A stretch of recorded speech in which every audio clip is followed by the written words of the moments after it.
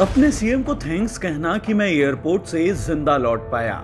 ये शब्द थे प्रधानमंत्री नरेंद्र मोदी के 5 जनवरी साल 2022, जब देश के सबसे ज्यादा सुरक्षा प्राप्त प्रधानमंत्री नरेंद्र मोदी की सुरक्षा में कथित तौर पर चूक का मामला सामने आया। पंजाब के फिरोजपुर में उनका काफिला एक फ्लाईओवर पर करीब 20 मिनट तक खड़ा रहा और कहा गया कि इन्हीं कारणों की वजह से पीएम की रैली रद्द हो गई। लेकिन जिस अभेद सुरक्षा के बीच पीएम का काफिला रुका, उस एसपीजी सुरक्षा की पूरी जानकारी हम आपको देते हैं। पहला सवाल, कैसे होते हैं ये कमांडो? पीएम की सुरक्षा में तैनात SPG commando formal black suit, काला चश्मा पहनते हैं। ये अपने साथ इनक्रिप्टेड कम्युनिकेशन ईयरपीस पहनते हैं। वहीं स्पेशल अवसरों पर सफारी सूट पहनते हैं।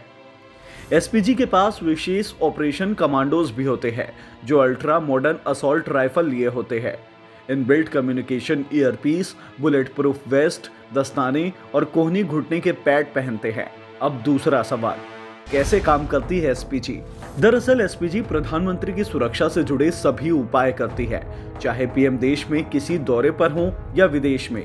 पीएम से मिलने वाले लोगों की संख्या, फंक्शन की जानकारी, पीएम के फोन कॉल का जवाब देना, उनका टाइम टेबल बनाना, उनके लिए गाड़ी का निर्धारण करना, ये सब एसपीजी का काम है।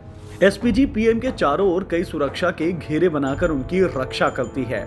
इस सुरक्षा घेरे के सबसे अंदर रहने वाले सदस्यों का काम होता है कि वो किसी भी हमले में प्रधानमंत्री को सुरक्षा देते हुए उन्हें वहां से निकाले। एसपीजी काउंटर असॉल्ट टीम आमतौर पर दूसरे घेरे को कवर करती है।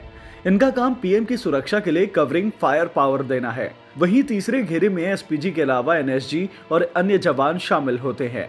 वहीं आखिरी घेरे में एसपीजी के साथ मुख्य तौर पर लोकल पुलिस बल होता है, जिनका मुख्य कार्य भीड़ को संभालना होता है। पीएम के काफिले में उनकी विशेष कार के समान ही 2 डमी कारें भी चलती है।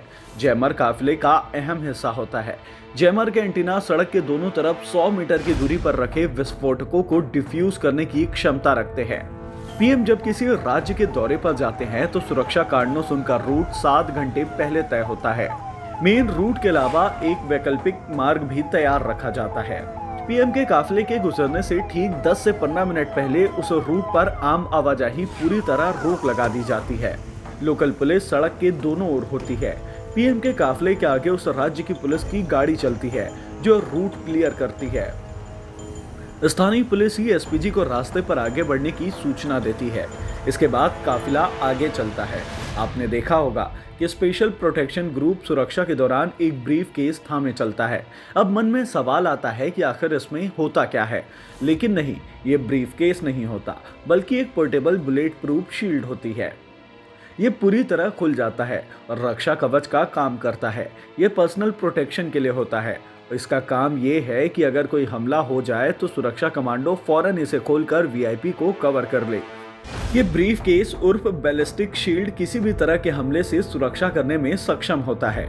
इस ब्रीफ केस में एक गुप्त जेब भी होती है, जिसमें एक पिस्तौल होती है। आतंकी हमले के समय यह ब्रीफ केस एक सुरक्षा ढाल का काम करता है। भारत में वीवीआईपी सिक्योरिटी के क्षेत्र में काम करने वाली कई एजेंसियां हैं। इसमें सबसे प्रसिद्ध एसपीजी ही है, स्पेशल प्रोटेक्शन ग्रुप। इस एसपीजी का गठन 1985 में इंदिरा गांधी की हत्या के बाद किया गया था और ये सुरक्षा गांधी परिवार, प्रधानमंत्रियों के परिवार और पूर्व प्रधानमंत्रियों को मिलती थी। लेकिन नवंबर 2019 में स्पेशल प्रोटेक्शन संशोधन बिल पास हो गया। इसके बाद यह सुरक्षा सिर्फ भारत के प्रधानमंत्री को ही मिलती है।